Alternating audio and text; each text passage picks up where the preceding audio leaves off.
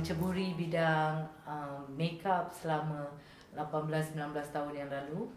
Saya bermula sebagai seorang makeup artist selepas membuat career switch daripada seorang visual merchandiser to a makeup artist. I used to study daripada LaSalle International Fashion School. I was studying fashion merchandising and visual merchandising. So dalam waktu saya belajar, memang saya berminat sangat in fashion. Memang cita-cita nak ada shop, tak tahu nak jual apa, pasal memang suka nak jadi businesswoman because my father used to be a businessman. So tapi tak tahu nak jadi apa, cuma I like fashion, I like arts, I'm very creative at a very young age lah.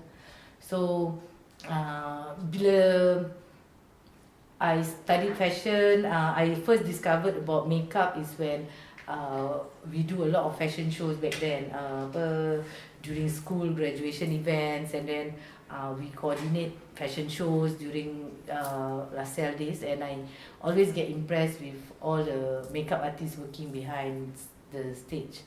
So during that time, okay, tak ada fikir apa-apa, and then I was working and all when in 1998 when there was a economy downturn, the company has to narrow down workforce. So that's when I thought, okay, daripada I want to do the same thing, might as well I try something new, because my type of work during that time I can do a lot of freelance. I boleh buat as a visual merchandiser, graphic designer, I bolehlah hidup dengan being a freelancer. So at the same time, ada masa sikit, I took up makeup. So after taking up makeup, after 1.5 months at Cosmo Prof taking full-time job, full-time class, that's when right after that there's no stopping, because straight selepas tu I was attached to all the jobs that Cosmo Prof post dekat dia punya notice board tu. I will tell the principal that I want to do this job, I want to do this job.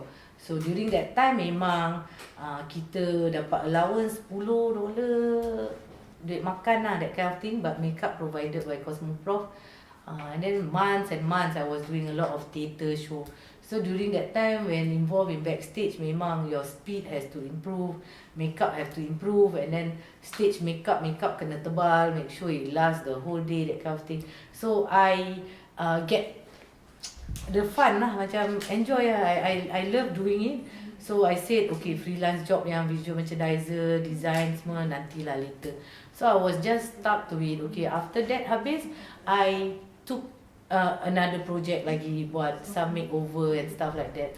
So I was actually offered another job as a makeover artist during those years. It was a prime time, tak ada camera 360, tak ada iPhone, tak boleh selfie kan, jadi kita pergi makeover shop to do all the makeover lah, beauty shot, makeup nenek-nenek, makeup young girls, kakak-kakak semua. So that's when I master a lot of my skills lah. I work with 6-7 other makeup artists, all of them are Chinese, I'm the only Malay. I get to experience firsthand how this, and some of them did fantastic eyebrows, and then I make sure, okay, macam mana aku nak buat sama bagus macam dia. Then another one very good at making eye makeup, how gini-gini. So very new in this industry, I make sure I learn as much as I can. So bila I kerja makeover tu, I was struggling working for 12 hours a day. I need to stand at all times, and in one day I would have at least around 8 to 10 clients to do. So but muda during that time, baru 20 lebih tahun. So okay lah, no problem, I go all out until one day I was spotted by this kakak to offer me a job as a bridal makeup artist. So during that time nak buat bridal makeup, I cakap, orang kahwin pun tak pernah pergi lah, ikut mak pergi orang kahwin pun tak pernah. Only see my aunties, my uncle get married, but I never really go to weddings. How should I do wedding makeup when I don't know the culture, the things that Malay weddings are. So I tell myself, okay, no problem, maybe give it a try. But I told her I will not be with the pengantin. I don't mind to just make up because I don't know adat, I don't know the cara-cara nak jaga pengantin. So during that time, yes, she promised me there'll be someone to be attached with me for the particular event, and I just come for makeup and everything. But sekali bila I dah pergi happy-happy pergi makeup all that, I cakap mana kakak ni supposed to come tak datang-datang. Sekali kakak tu cannot come on my first ever job, cannot come. And then I have to do the pengantin A to Z tau. Sekarang ni I'm not even prepared. Kiri mana, kanan mana, perempuan sebelah mana, lelaki sebelah mana. Sampai sekarang pun I can even remember the photographer who knows that I was a super freshie, and I dah dudukkan betul-betul pengantin pun dia purposely kacau lah. Pasal kita muda, kita baru, so people tend to macam tekan sikit lah. But my client, my first client was the best client ever that agaknya without these both client memang I don't think I will even be Fatimah Mohsin now. Because they were the ones who said, it's okay, I love your job, it's okay, tak apa, diorang kacau kau tak apa, you just do your job. Diorang give the encouragement, they make sure, they know that it was my first time doing this, but they gave me full confidence, full ini. Itu yang lepas tu macam I cakap, if I can overcome this, kena sabar, tak ada orang ajak I apa, Google pun tak ada during that time. How do I do this? Tapi alhamdulillah tangan menggigil sampai sekarang. The photograph the pengantin tu, they are still my very close friend. Macam nampak kat luar ke mesti aku cakap dengan kau aku tunjukkan kau video ni, kau mesti ketawa. Because my hand was shaking when I was tutup kipas pengantin, because I don't know what to do. Dia siap ada pantun-pantun, I pun tak tahu buat apa. But alhamdulillah with luck plays a part lah. If I don't have a good client for my first job, definitely sampai sekarang pun I takkan buat pasal I will feel serik. So all this type of thing, alhamdulillah, maybe what I wanted to do, the career switch, because I'm really passionate about doing this, alhamdulillah, Allah put it all in nice, beautiful things lah. So after working for people for a few years, ada a few bridal I was working for, and then I did help to set up one of the bridal from zero to where they are, and alhamdulillah masih bertahan sampai sekarang, and very very close with the boss still. I'm happy lah that I'm brave enough when opening Fatimah Mohsin the wedding gallery is also not something that I planned. Memang pernah cakap one day I want to be a business woman, but tak tahu apa, tak pernah terlintas is gonna be bridal. But one day things just fall into place, because I always believe whatever bad things that happen ada hikmah di sebaliknya. It's totally not planned for. It's not even benda ni mendadak. Dalam masa 1 bulan, my ex-boss said dia nak sell the company away, and I had no choice if I were to leave after a few features.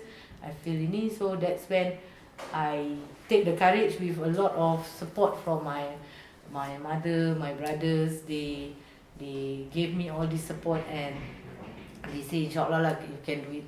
So within that short period of time, I took over business from my ex-boss, and alhamdulillah it's where it is sampai sekarang, dah 16 tahun yang lalu. So 2 tahun of really work hard, daripada kerja makeover, stage, macam-macam, and then build my name. I don't know why that day somebody also asked, how come Fatimah Mohsin is a celebrity? I said I don't know in what way I'm a celebrity. I'm just a makeup artist, but alhamdulillah, maybe a lot of my work is being recognized, because when you don't have social media, people will remember you even more. So I started off a lot of word of mouth, a lot of people get to know me. Alhamdulillah, TV spotted my talent with the help of people who brought me in to do makeup for TV.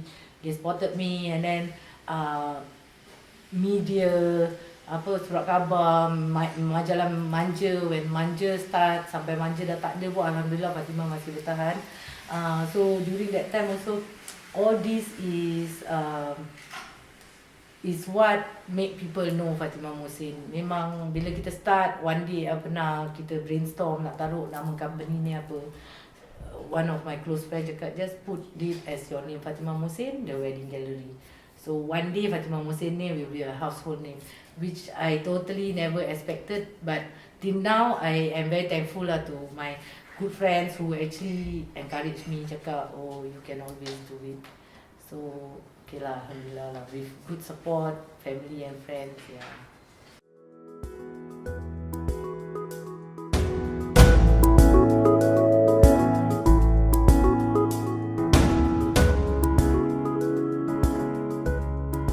Where do you position your brand, which is also your name? Where do I position my brand? Okay, over the years, when we started off as a new startup, one of the youngest makeup artists during that time. So where I won competitions at the age of 23 years old. I think that was the time that people spotted me going to competitions, doing my makeup and hair in less than 45 minutes, and I can produce a good job. So during that time, yes, we grow. This brand has grown from baby dah sampai ni dia dah nak kahwin lah. Anytime dah nak kahwin, mak dia nak lepaskan tau.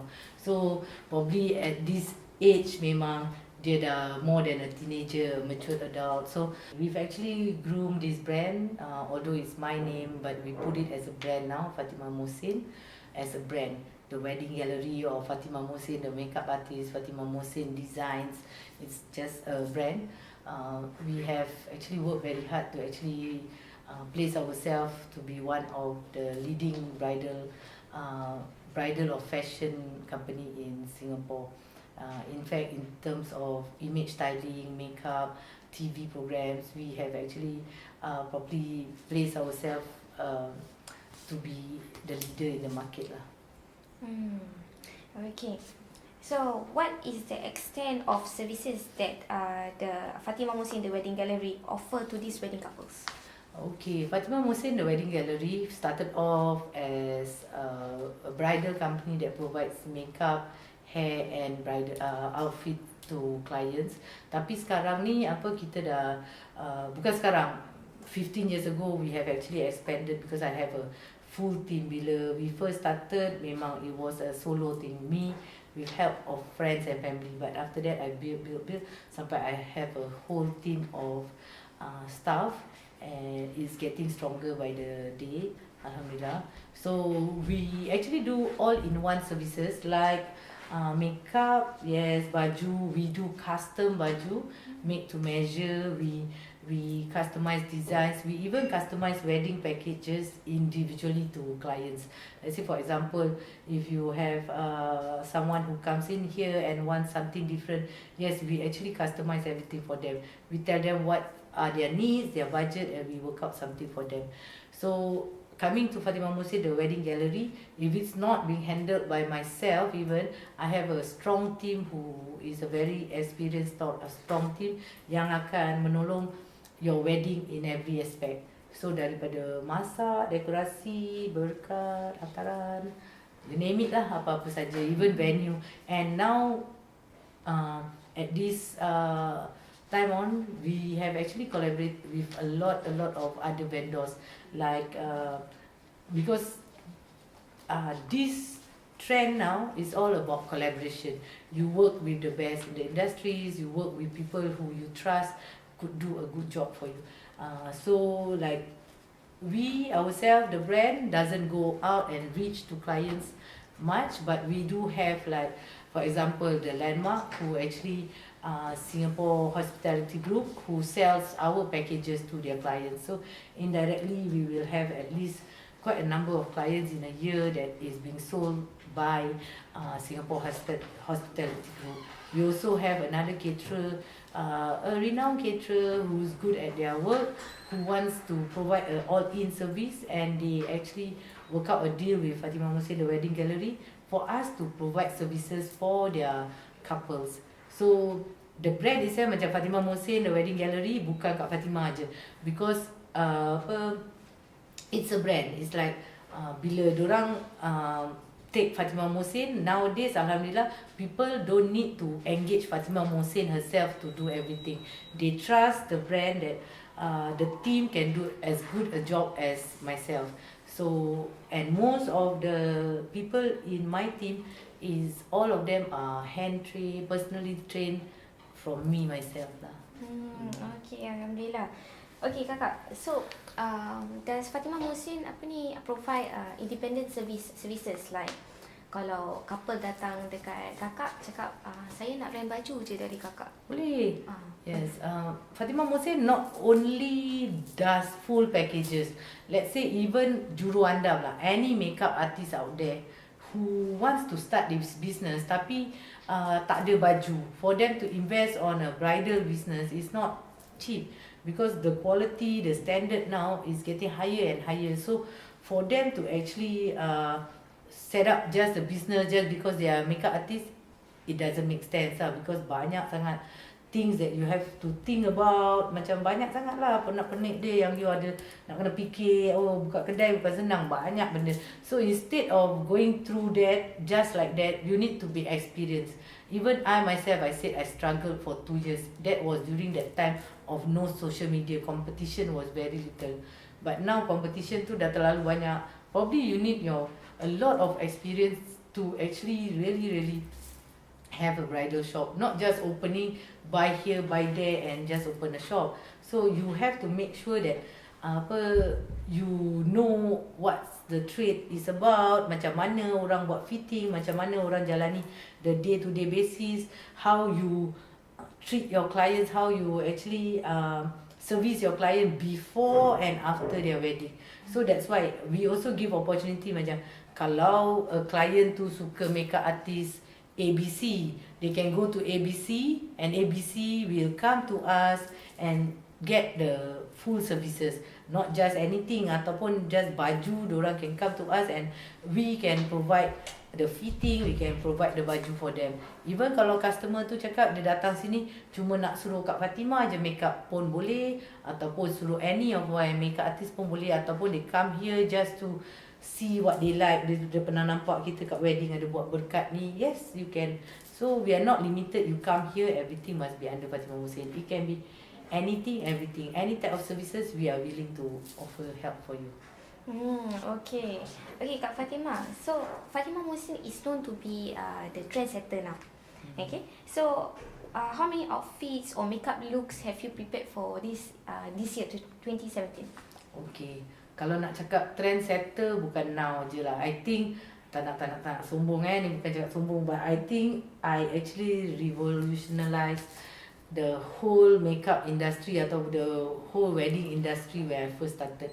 So I was daring enough to, because my background when I first start comes from very modern, because all my makeup artist friends are Chinese, but I see their look is very nice.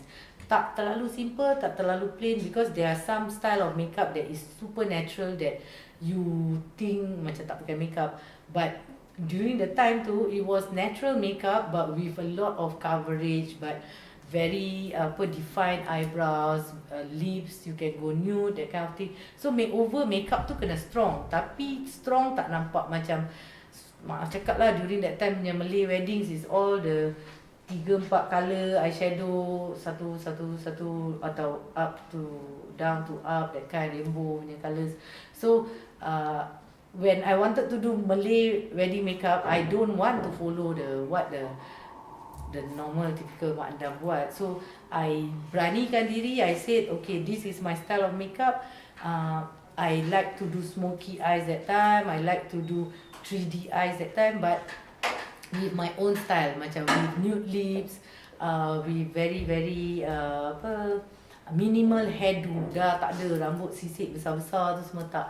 I think memang I'm proud to say I am the first few to start hair with the kelopak, that kind of siput, very modern. I purposely make the siput very sengit because I myself don't like anything that is so symmetrical. So I did all this. At first orang macam cakap, apa ni, tak pernah nampak apa semua, kenapa ada rambut terlepas-lepas, because if you do natural curls, you buat kelintong to the hair. Of course hair is not straight, macam tak so straight on like that, but initial part memang was challenging lah. A lot of people macam kuda accept, mak pengantin direct akan cakap dengan I macam pucat muka pengantin ni, mana seri dia apa semua. But I cakap I think I've discussed with the pengantin, she's happy with it. So slowly people can accept it. Oh yeah lah. Because for me, I always believe what Cindy Crawford said lah, dia punya quote many years ago. Being a bride, if you look through your wedding pictures 10, 20 or your whole lifetime, you see it to be very classy and it's not like a fashion thing that you see and get shocked, because it's they call it macam everlasting, bukan another nice word, kira macam forever it be just beautiful lah. So nothing tacky. I even till now I don't do my couture, all quality fabric, intricate detailings, beautiful silhouette, but nothing fancy. I really, a bride bukan nak pergi fashion show ataupun Mad Hatter's Night that they can come very dramatic, very drama gitu semua. For me, I feel a bride has to be a bride, always elegant, classic looking, forever dia akan nampak manis. So sometimes I'm so happy when people tag me on Facebook, dia punya wedding 14 tahun yang lalu, tapi macam wow, tak perasan macam 14 tahun. It feels like it's only just few years back, that kind of thing. So for now pun sama lah, my direction is always like that. Okay, so tadi kakak cakap macam pasal rambut yang besar-besar tu sekarang. Sekarang masih ada banyak orang tak minta rambut-rambut besar-besar gitu, ataupun sekarang orang lebih suka pakai rambut dia sendiri, tak payah pakai wig macam dulu kan, semua ada wig. So yes. Macam mana? I think now, because a lot of people who actually take us, they have actually know what our style is, what our Fatimah Mohsin, the wedding gallery punya branding and the style that we portray. So most of them when they take us is because they want elegance, simplicity, something that is tak jelak orang tengok. So most of them want something natural. So yes, those were the days that we have the big hairdo, siput besar-besar, that kind of thing. Of course, there are some clients who goes for traditional, macam nak traditional Javanese, traditional Melayu dengan sagu lintang, that kind of thing. We will still do it, but with a slight modern touch, tapi not forgetting the tradisi lah. Because I do have mak andam yang very expert, mana nak taruh bunga melur kiri ke kanan, apa dekat mana. So I do have my team yang very 30-40 years experience in bridal that will always advise Fatimah ni kalau nak buat kena gini-gini. Because for me, I wasn't born in that era. I didn't know anything of that too. As much research as I can do, but I am not an expert in traditional. So I will listen to the rest of my colleagues, and orang akan cakap, okay, kalau customer ni nak macam gini, I will do for you like this, macam mana dia punya bunga melur nak jatuh kat mana, apa semua. So these are the things that although we are portraying more of a modern concept, but if there's people who request for something traditional, we will actually go all the way to do it lah. So basically bukan saja modern, tapi also you guys, kita for orang yang masih nak kekal dalam traditional.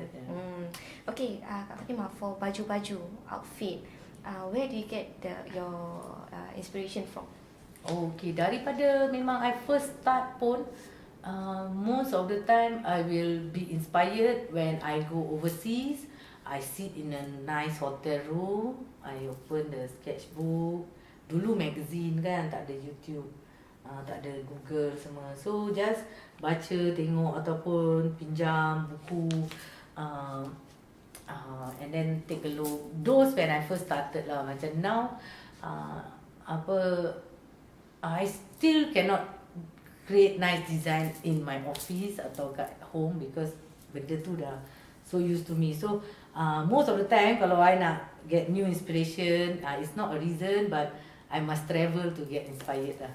So all the time when I go travelling, a lot of things around me I can actually be inspired. At one time I came back from Spain. I was so influenced by to have something very modern, Albaya type, very flowy caves, very intricate designs of some Islamic motifs, very embroidery yang ini. Now I'm so inspired by actually a lot of whites, a lot of itu pasal macam benda snow tu masih teringat that kind. So macam all the pokok-pokok yang tinggal ranting when you travel during winter, all that. So those inspired me a lot, that kind.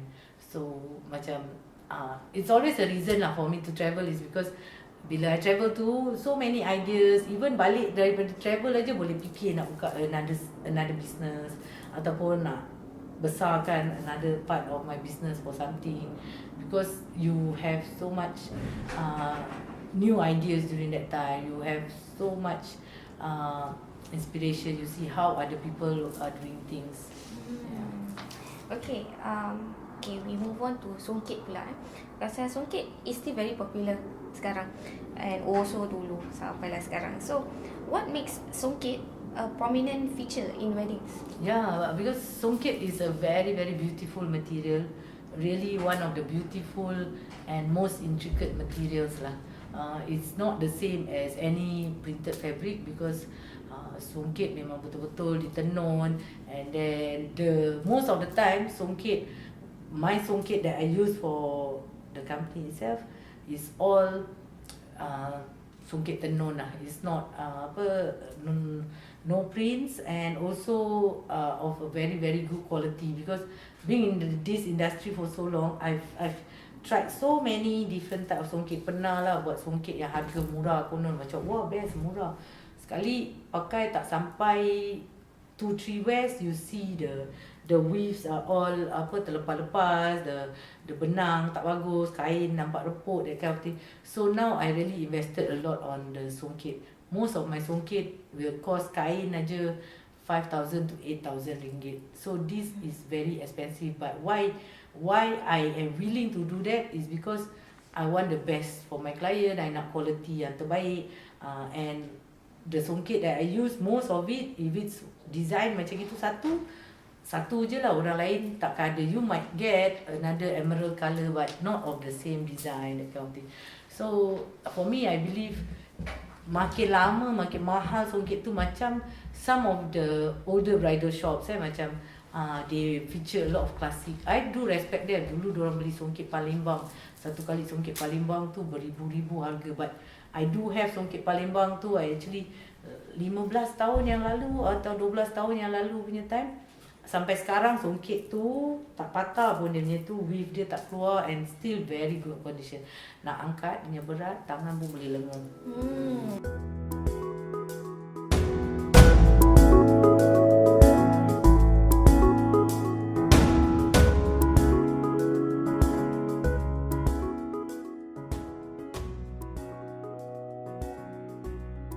Okay kakak, in 2 years down the road, where do you see Fatimah Mohsin? Wow, soalan cepumas. In 2 years down the road, insyaAllah, working very hard to bertapak di Australia agaknya. InsyaAllah. Tapi but in the very near future, in fact, this 3rd March we are having a fashion show in KL, Mandarin Oriental, alongside at least another 20 plus other Malaysian designers, renowned Malaysian designers di KL. So this is not my first time doing a fashion show in KL, but this is probably one of the first very very grand biggest fashion show for weddings in KL. So itu yang ada perasaan nervous. Sekarang tengah back end macam nak tengah do preparations for this fashion show that is coming up on 3rd March.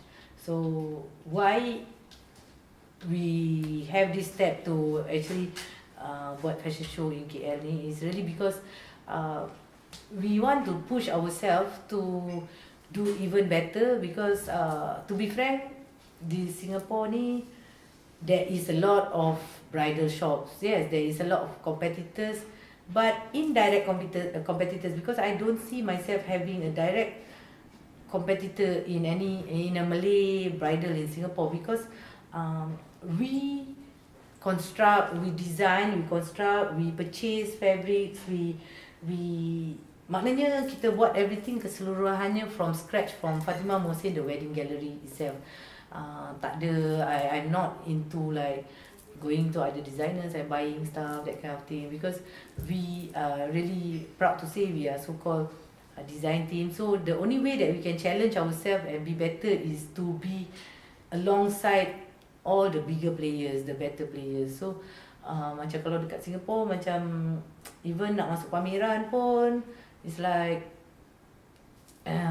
nari, display cantik-cantik, buat baju of the latest, the next week atau tutup the next pameran, everybody will have almost the same things as me.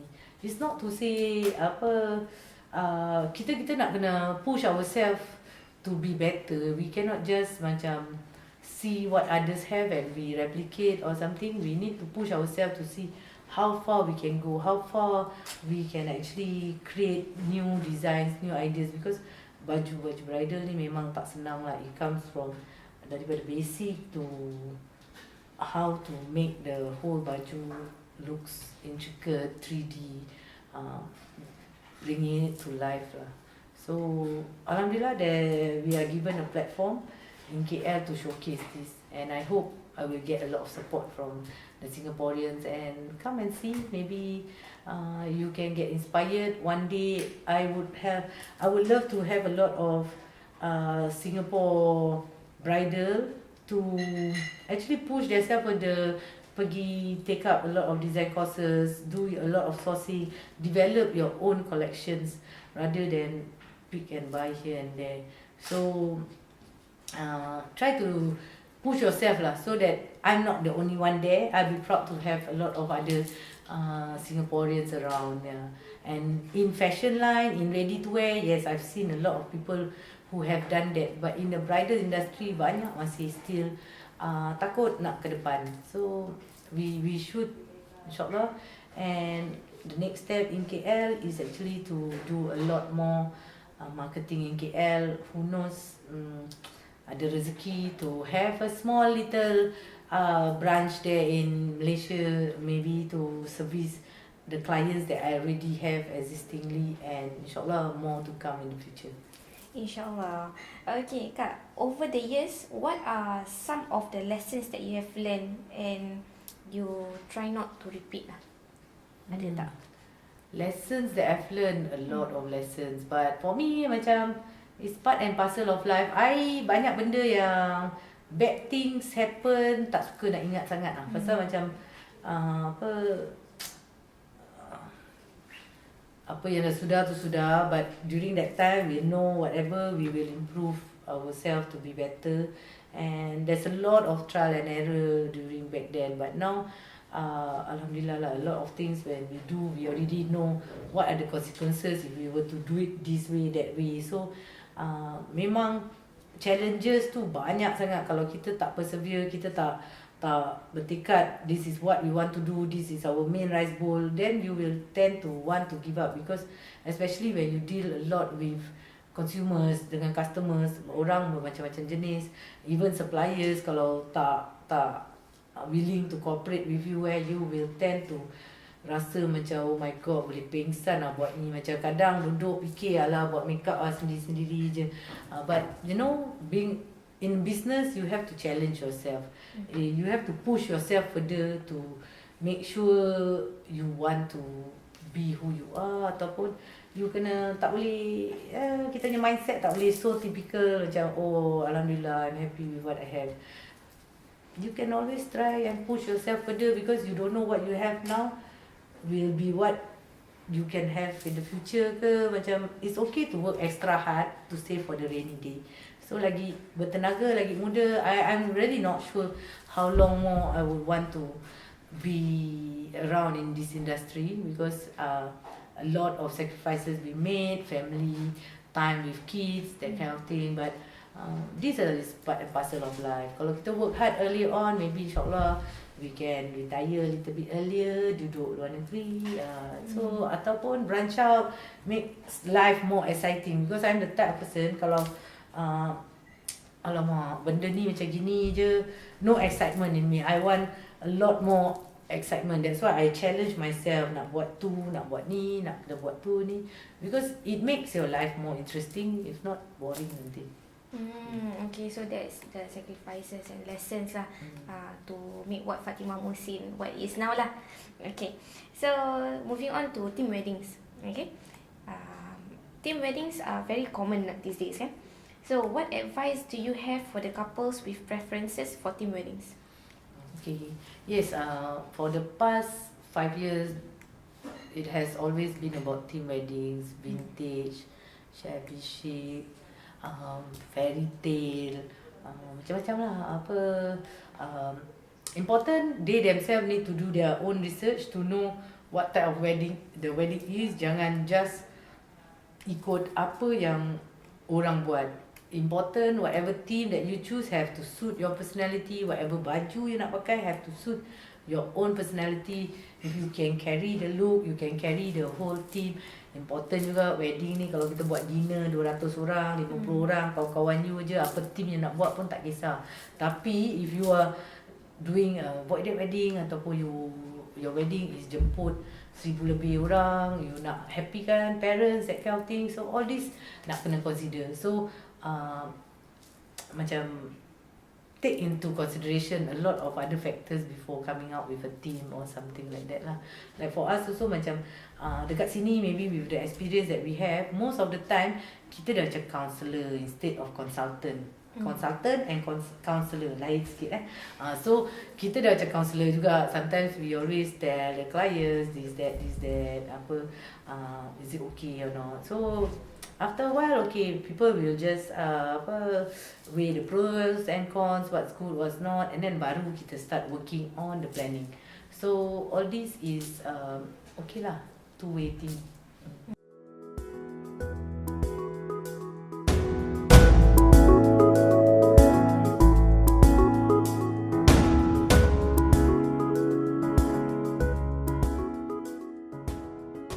Are there any unique makeup looks or notable outfit designs lagi-lagi for tahun ni? Notable makeup looks okay, macam I go for simplicity at its best. Okay, anything that lasts a lifetime. So my look, some people can say is boring, but for me a classic look or a less is more look is much more difficult than something you do very dramatic, that kind of thing. So in terms of trend, okay, kalau currently memang of course matte lips are all very in, and then contact lenses is the in thing now. But other than that, the style of makeup more or less it has to remain the same. Because if you talk about shading, contouring, it has been there from ever since, like dari dulu. It's just that now how it's been portrayed on the YouTube, all that, they make it more interesting and fun. But at the end of the day, the whole look still remain important. For bridal look, always go for something everlasting and something classy.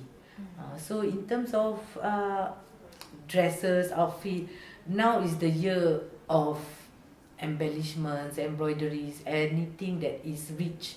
Your fabric has to look very exclusive, but not making it tacky. You don't put like very fancy type of things. It's something classy but very rich looking lah. Macam everything is all about being intricate. Okay, then what's your take on sekarang punya trending, I should say trending lah, the Korean makeup look. You know, the glowy eyebrow, glowy. Dah pernah pergi Korea ke belum? Kalau dah pernah pergi Korea, baru korang tahu kenapa diorang makeup macam gitu. Sometimes certain things we have to be realistic. Kita tengok filem Korea, wah cantik, kening dia tebal, muka dia kilat itu. Tapi kat Korea memang, I think when I went to Korea, Japan, Jarang lah nak nampak orang muka ada jerawat ke, ada pigmentation, and their country is so beautiful. Humidity level dia tak ada macam kita. Diorang nak dewy-dewy ni, bila time winter tu memang sentiasa cantik lah muka diorang. So some things I tak faham ni budak-budak sekarang atau apa. Ni cakap berbual bukan makcik-makcik tau.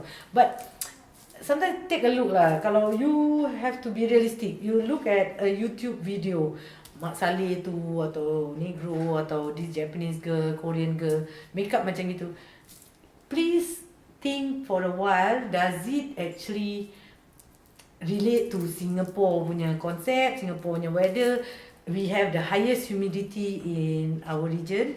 Rambut kita blow ke Korea, pergilah korang setting tu, keluar sekejap je, piong. Sama juga dengan makeup, wah highlight, banyak ni highlight, dalam rumah cermin LED kat depan tu, white light, cantik je muka.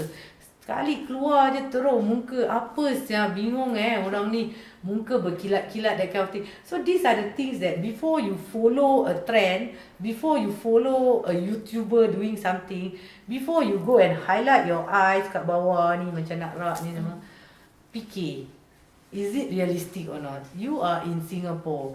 You nak pergi mana macam gini? Kadang I dekat orang kahwin tu pun macam terkejut-kejut. Dia highlight tu sakit mata ni. Tak boleh tu, chaos punya highlight tu not for Singapore weather. And during summer also I don't think they use it, you know. Take a look at it and understand why. So hopefully you all don't make the wrong mistake lah when bila ikut orang kan. Okay, that's a good feedback lah on Korean style makeup. Okay, last 2 questions. Any beauty advice for the brides in terms of makeup? Okay, for bride, the most important beauty advice that I need to let you all know is like, you book your mak andam setahun beforehand. Make sure 1 year before also you get a good dermatologist ataupun a facial center that can actually take care of your skin before your actual day.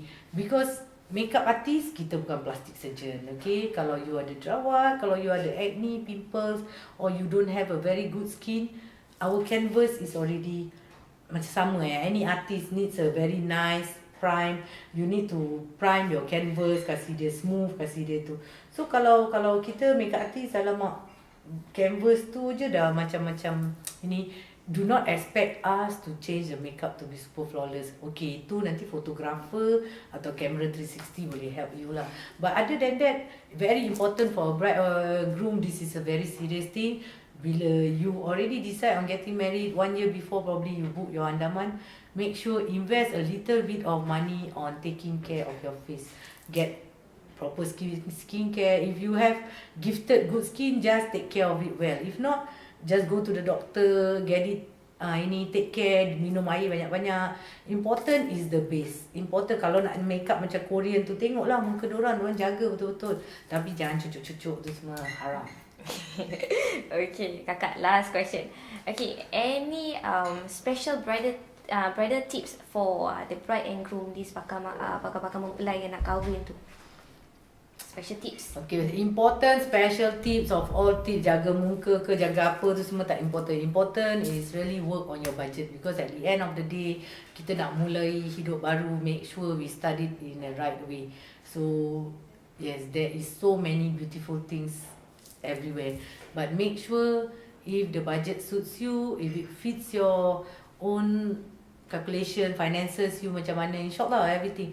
And Fatimah Mohsin tak mahal actually, go and survey, because we have many packages that suit everyone. Baju kita pun walaupun it's designer pieces all that, come and take a look at us, and we are actually not as expensive as what you all perceive, because it's all perceived value. You all rasa kat Fatimah ni celebrity, jadi semua mahal kan. Jadi actually bukan. Take a look at us, we are competitive, our price are competitive, comparable to the other bridals, and probably we can take care of you a little bit more than others. Alhamdulillah. So finally kita tahu siapa Kak Fatimah Mohsin, and mahal ke tidak barang-barang Kak Fatimah Mohsin. Okay, so anything else you would like to say? To all of you yang bakal mempelai, this is something very interesting. Selalu kan kita Google for makeup, Pinterest for hairdo ke, for baju, all that. Now, in our local context, mainly in Singapore, you can actually visit akadnikah.sg and subscribe to them. Boleh download the app ni, Akad Nikah, and I'll be at the first issue. Oh, okay. So, want to know more about me, how I first started, macam mana, gini-gini tips and tricks in the business, and what we have to offer in 2017. Download the app after you dah subscribe, and yeah, I wish akadnikah.sg all the best, and insyaAllah something very interesting, macam it's like a very easy way, because on the go you boleh check, okay, nak kahwin bila date available, siapa, all the photographers, videographers, mak andam, all the latest everything lah, on destination wedding, on a lot of vouchers juga, caterer semua ada kat sini. Okay, nice one.